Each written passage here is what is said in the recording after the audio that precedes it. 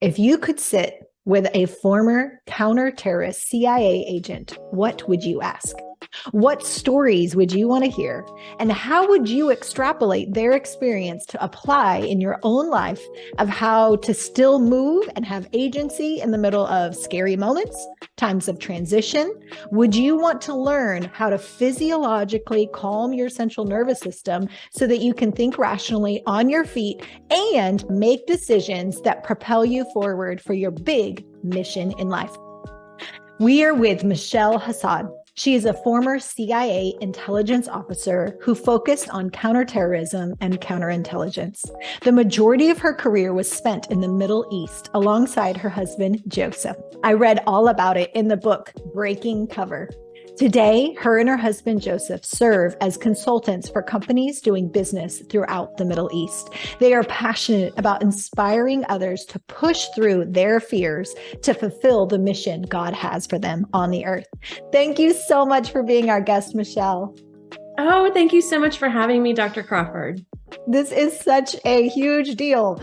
You guys, I read the book, audio listen, let's be honest. I audio listened to her book a year ago or more, and I have been trying to harass her in different ways. I finally let it go. And then it came back in this really random, weird God way that I get to be with her today. So this is a huge honor. Oh, well, thank you for inviting me. I'm very honored to be a part of your special podcast. Thank you. Okay, so give us some of the, whatever you're able to. I know redacted, we have to be careful. I did go to the Spy Museum in DC, and I was the craziest fan the world's ever seen. I was there all day. So what are you allowed to share of any of your stories from being a CIA agent? Surprisingly, a lot of them, as you saw in Breaking Cover. The CIA let me talk a lot about my experiences, some of the scary things I experienced. You know, we always have to protect sources and methods. Of course. We want to protect people's lives. We don't want to put anyone at risk. But there's just, as you can see, so many funny and weird cultural experiences from those 10 years that I am allowed to share, which is great. Awesome. Well, we want to hear some. What comes to mind that you think others listening would love to hear? So, I mean, I think the one that people find the most fascinating is, what is it actually like to get in front of a terrorist, and especially as a female in the Middle East, dealing with people whose ideology tell them that, you know, women should never leave the home unless they have a male escort and unless they're totally covered. Mm-hmm. You should never be alone in a room in the room with a woman who's not your spouse or your child or your sister. So imagine that you're now meeting them as a counterterrorism official of the CIA, and obviously they don't think very much of you. And they don't think you should be doing this kind of work, and you're certainly not capable. And so you think, okay, here, my very first experience getting in front of a terrorist in a meeting, it was my husband's source, and it was in Baghdad. So we were there during the worst part of the war in 2006 and 2007. And I was trying to get to the bottom of who had ordered and executed a very brutal attack against an American woman on the streets of Baghdad. And so my job was to go in and try to figure out who did this. And so as part of this effort, all of these officers let me get in front of their terrorist sources to ask these questions. And, you know, it's one thing to read about terrorists and these guys and their ideology, and it's a whole different experience to be in front of them. Yeah. It's so fascinating. And so the psychology of that interaction, I think, is what everyone finds so fascinating and love about Breaking Cover. So, you know, I'm thinking about all I have to achieve in this meeting with this man. And I know very well, because of all my studies and time in the Middle East, what he thinks of me. And when you walk into a room like that, you can't help what you're walking into. You can't help what other people think about you. Right. But you have to deal with it. Yeah. And you have to know what it is if you're going to challenge it. And so I realized in that moment, I had been told, oh, you can't do this and you can't do that as a female by the agency and by culture. And in that moment, I was like, you know what, Michelle, just forget about what everybody said you can and cannot do. You know this culture. You walk in there and you do what you have been working for years to do. Yeah. And so I walked through the door and I knew that immediately I was going to be dealing with a man who would be very excited to be in the room with a woman. Excited? It's totally illicit, and so because it's illicit and haram, it's so exciting. Okay. I wasn't even thinking that direction. That makes sense. Yes. And I don't, people are like, what, probably thinking, why are you even bringing this up? But like, you have to understand these crazy the context. Yes. Understand that. So I know they're going to be very excited. He, is going to be so excited to see me. It's going to be, in his mind, a bad thing to do that he gets to do, because they act all holier than thou, but really they're not. Mm-hmm. So I walk in the door and I walk across the room knowing that he's cataloging everything about me, because these guys are really street smart. Yeah. So, what you look like, how you carry yourself, how you're standing, how you're walking, how you're talking, like everything. But I'm also doing the same thing. Yes, you are. That's right. I'm doing it back. And we're both assessing each other constantly the entire time. But anyway, I know immediately that he's going to have these preconceived ideas of me as a female, and I have to challenge them. So the first thing I do is I go to shake his hand and I say, Salamu alaikum, kaifik ya Abu Muhammad. And I start speaking to him in Arabic. Fascinating, because I'm watching his eyes, and his eyes are like, what is going You're speaking Arabic? A bit kalam Arabi? And I'm like, yes, I speak Arabic. And so I tell people it's a small thing, but immediately I've got him off his game, because he thinks he knows who I am, but he doesn't really know who I am. He underestimated you. Mm-hmm. Yes. He still doesn't know what he's dealing with, but at least I've shocked him. And then I say to him, Abu Muhammad, I have been very impressed what you have accomplished in working alongside your case officer. And I know that, what you guys did last week, all the intel you collected probably saved dozens of lives. And I want you to know, I really appreciate that. So you're honoring him. Appreciate that. Yes. Okay. Terrorist who's bad, but not the worst, right? You're developing an asset who's going to help you against worse bad guys. Yeah, I know that's where we're splitting hairs here. So he is a bad guy who's decided to work with his enemy because for whatever reason, and there's a whole host of those, why he might say, okay, I'm going to stop carrying out attacks and I'm going to work with you. And a whole, a lot of motivations for that. And so he really is a bad guy. And he's killed a lot of people, I'm certain. But for now, he's working with us. And, you have to honor that, because if it's ever found out that he is working with the CIA, that's it. They don't ask questions first. How do you know he's not a double agent? The perpetual question in the CIA. Of course. Oh my gosh. Yeah. That is what made that job so challenging. And what I realized was that we were dealing with so many who were double agents or fabricators. And so you always had to walk in that room, kind of assuming the worst until I can figure out otherwise. Sure. It's possible with double agent for sure. And so anyway, I complimented him. That's the second thing I did in that meeting. And what you see is this response. It's like their ego being stroked and feeling good. Mm-hmm. But also on a very, covert psychological level, because I'm complimenting him, I am raising my stature, because I'm telling him what I think of him. So it's a very interesting kind of, because I know I'm starting out on ground level with this guy. And this is one of the ways in which I'm raising myself. And he doesn't even realize it. It's so subtle. Mm-hmm. But, I'm telling him how I assess his information and his value as a person. And then last but not least, I have one more thing that I know I need to do in order to get this guy to take me seriously and get down to business. And that is to show him I'm intelligent. And so I start speaking to Abu Muhammad about,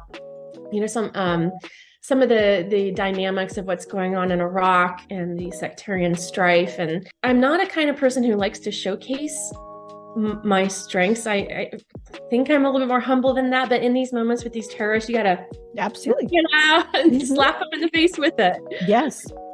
This is fascinating. Yeah, so you can't play small. Market your intelligence. Mm-hmm. And so it was interesting because his response was like, wow, you really know Iraq? I'm like, yes, brother, I do. I have been studying the Middle East. I've been traveling. He's like, how do you know Iraq? Like, how do you know this stuff? I'm like, I have been traveling. I have been studying. Yeah. And he, like, his mind was blown because, you know, most Americans and most non-Arabs have no idea. Right. And so it was such an out and a like, so different outlier for him.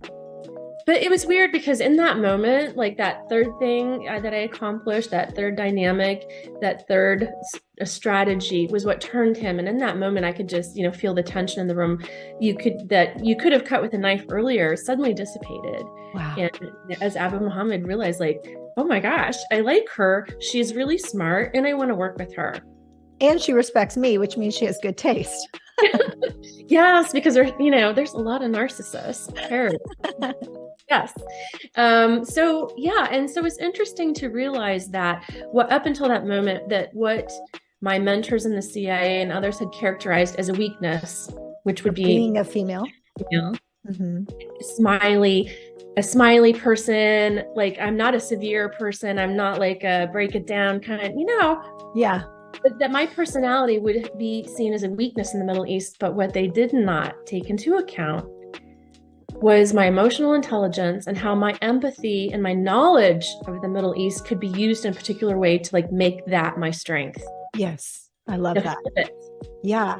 And I think so many times, especially I'm thinking in a corporate setting, right? So someone who's listening to this and maybe you're from a different background, maybe you're female, maybe you're a different ethnic background, and you don't have the posh pedigree and know all the inner circles, and you just feel like the little outlier that everybody would look at and be like, sorry, you're kind of capped in your situation.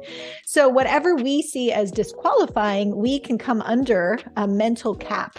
And then we stop asserting ourselves because we take on a victim role. And so everybody had told you kind of like, here's your limitations. And if you had taken that, I think you would have played small and it would have been a self-fulfilling prophecy.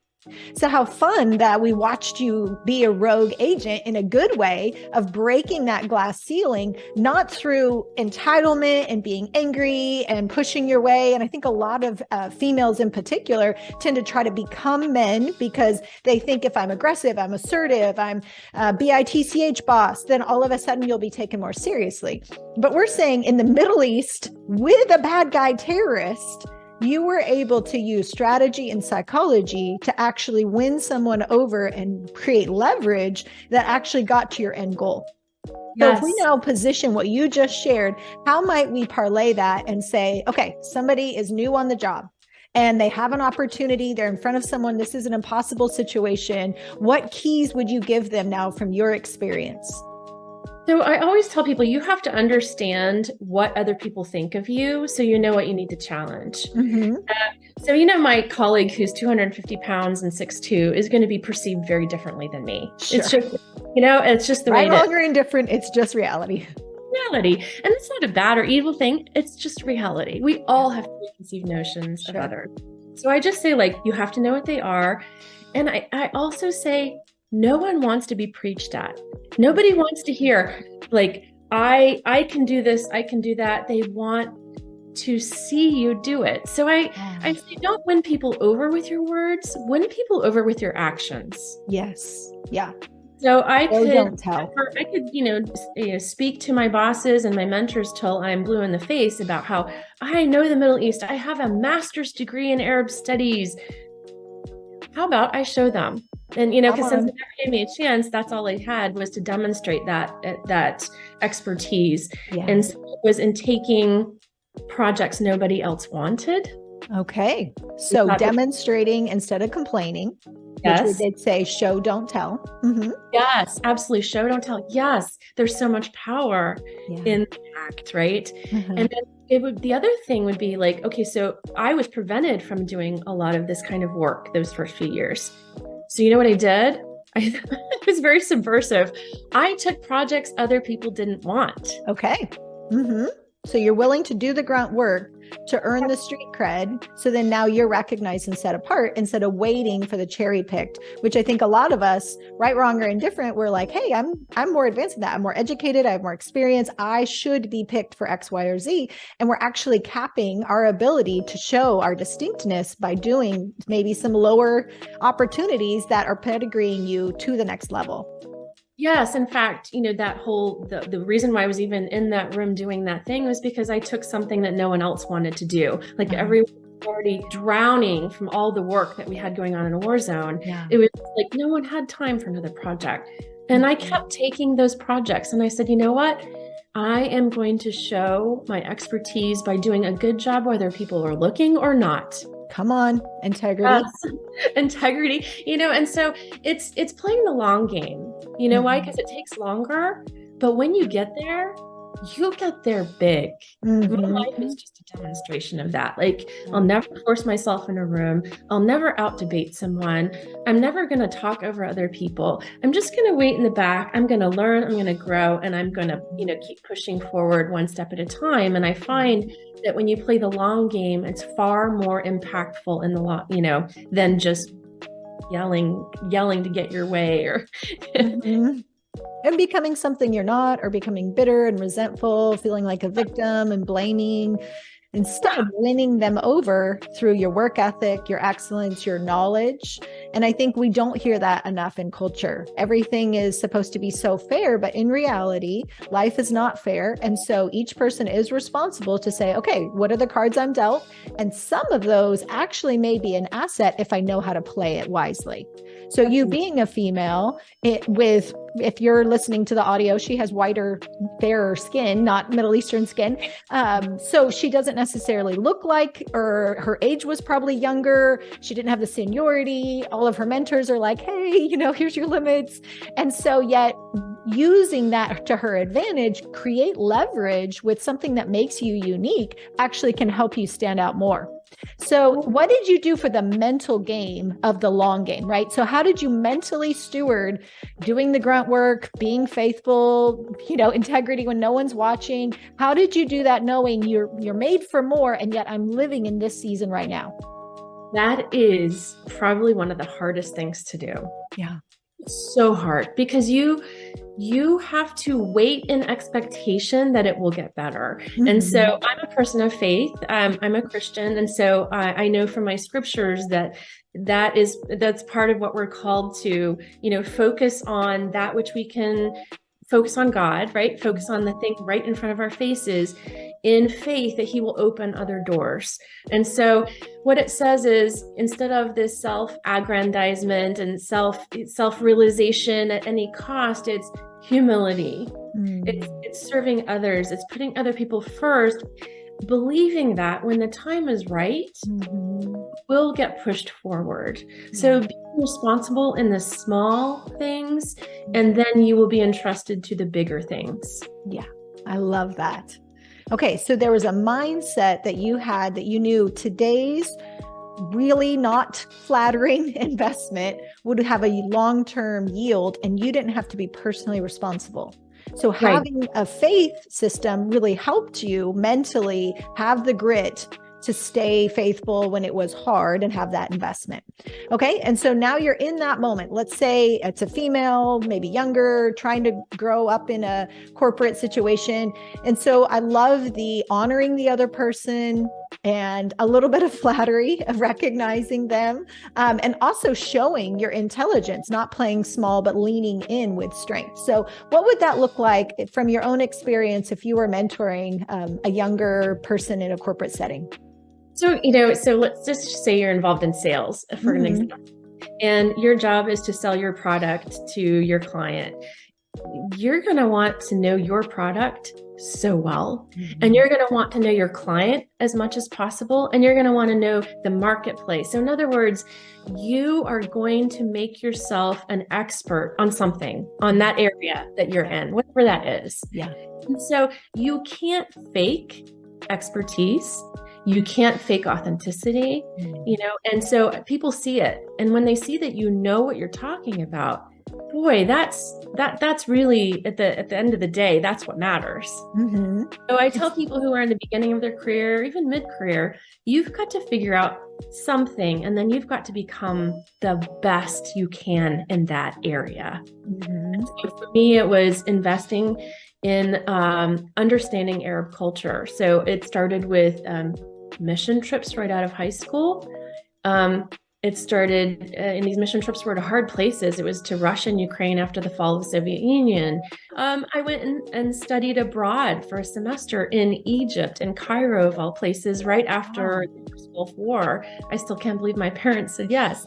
I'm kidding. But like, I decided that if I was going to get anywhere, I was probably going to have to do things differently. So there's this well-tread path, well-worn path. Everybody's going that direction. I'm going to differentiate myself by choosing things that are totally different and weird and unusual. And so I think a series of pushing past your fear is what made me an expert in my area, and what that enabled me to shine.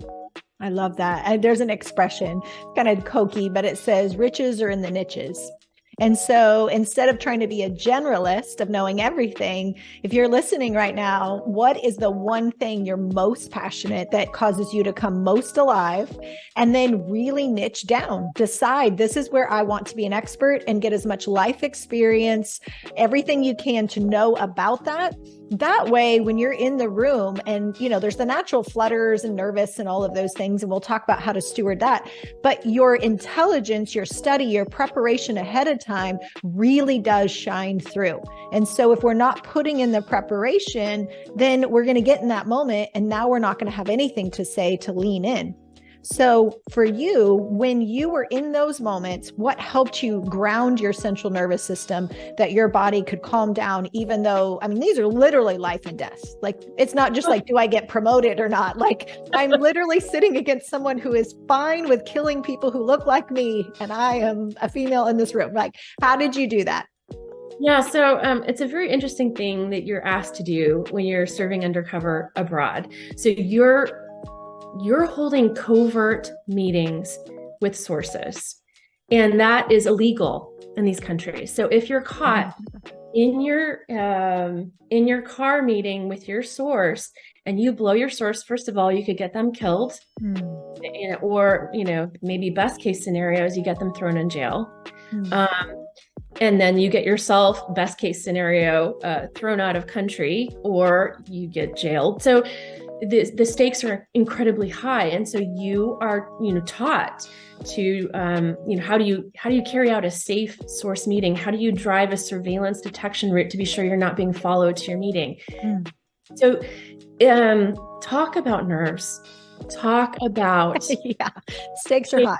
The stakes are super high, and so you're running around breaking the laws of another country. It's a crazy thing you're being entrusted with by the government. Okay, so how do you get control of your nervous system? How do you do that? So interesting, in training, what they do is they put you in increasingly stressful situations. So they start small, and they turn up the heat and turn up the heat and turn up the heat. And so what you do, and then the other thing is, so you start small before you go big. But the other thing is, you learn to plan for things to go wrong. I love that. So before you carry out an operation, you try to ideate like 50 ways this could go sideways. Right? I'm planning this source meeting, and I'm going to run this surveillance detection route, and we're going to meet in this location, and I'm going to debrief my source for intelligence, and then I'm going to return wherever, to the office or home or whatever. What are 50 things that could happen? And so what you do is you go through those things and you plan for them. If this happens, then I will do this. If that happens, I will react in this way. If this goes sideways, I will react by doing this. And so you plan for all the problems. Wow. That's so good. But then you know that the one thing you didn't plan for is the one thing that will happen. It's going to happen.